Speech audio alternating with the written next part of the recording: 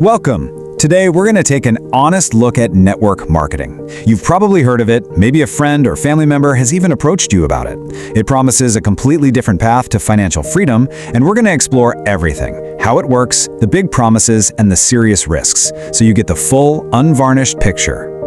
So, let's just start with a question that I think hits home for a lot of us, especially here in Kenya. Are you tired of the 9-to-5 grind? That feeling of running and running but not really getting anywhere? Are you looking for a genuine way out of that cycle?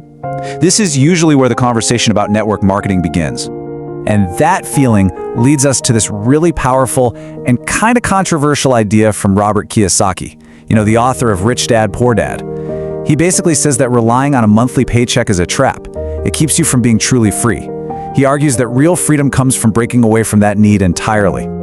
And that idea, well, it taps directly into a dream that so many of us share, right? The dream of financial freedom, of being your own boss, of building something that actually lasts for your family. So you hear that and you start thinking, what if? What if there was a way to chase that dream without having to, take out a huge loan or quit your job?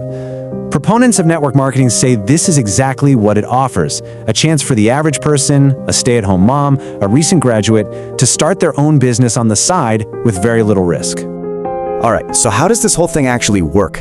What is the business model behind this big promise? Let's break it down, nice and simple. At its very core, it's about selling products directly to people. Instead of finding a product in a supermarket, you buy it from an independent distributor. These distributors earn money from their sales, and they can also grow their business by bringing other people in to do the same thing. Think about it like this. A normal company spends a ton of money on advertising, billboards, TV commercials, paying celebrities.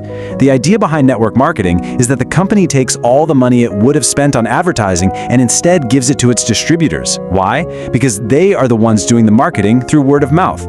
The money goes to people like you and me for sharing the products. Okay, this is the part everyone really wants to know about. How do you actually make the money? Let's look at the path to earning a real income. There are really two main ways. The first one is pretty straightforward. You sell the product directly to customers. You make a profit. Simple enough. But the second way, that's where the path to real wealth is. It's about building a team, recruiting other people to join, and then earning a small piece of the sales that they and their teams make. This quote from John D. Rockefeller pretty much sums up the whole philosophy. It's about a powerful concept called leverage. The goal isn't just to earn money based on your own hard work, but to earn a small percentage from the work of a whole lot of people.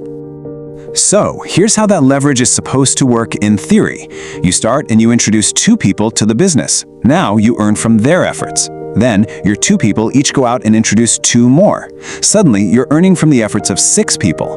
If this process duplicates over and over, your network grows, and so does your income, even when you're sleeping. That's the power of duplication. Let's get real for a minute and talk about the elephant in the room. I know you've got some tough questions, maybe some doubts, and it is absolutely crucial that we tackle them head on. And here it is, the number one question, the biggest concern everyone has. Isn't this just a pyramid scheme? It's a serious question, and we need to look at it very carefully. So what is an illegal pyramid scheme? Well, regulators and critics say it's a system where the money comes almost entirely from recruiting new people into the business, not from selling a real, valuable product to actual customers. Because of this structure, they are designed to collapse, and the people at the bottom are guaranteed to lose their money. Now, people inside the industry will often respond with this question. They'll say, hey, isn't a regular company a pyramid? The CEO is at the top making all the money. But critics point out a huge difference. In a regular job, you get paid a salary for your work, whether you recruit anyone or not, and the company makes its money from outside customers. In an illegal pyramid, the money flowing up comes from the pockets of the people at the bottom. Okay, so beyond the legal definitions, let's talk about the most practical question of all. Do people actually make any money doing this? Well, success isn't for everybody.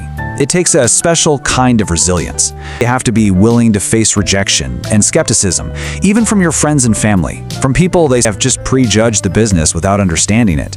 So, knowing all that, the real question becomes, what kind of person does it take to succeed in this environment?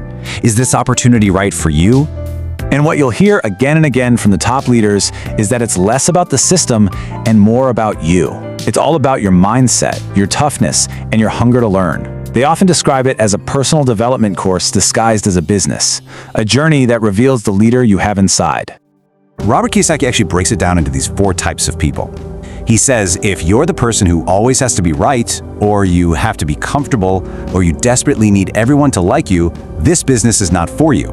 He says it's built for that 4th type of person, the one who must win, the one who gets knocked down and sees it as a reason to get up even stronger. All right, let's pull all of this together.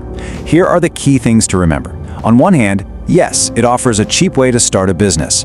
The potential for big money is based on that idea of leverage. On the other hand, it demands an incredible amount of resilience, what some call a winner's mindset, and many see it as a journey of personal growth as much as a business.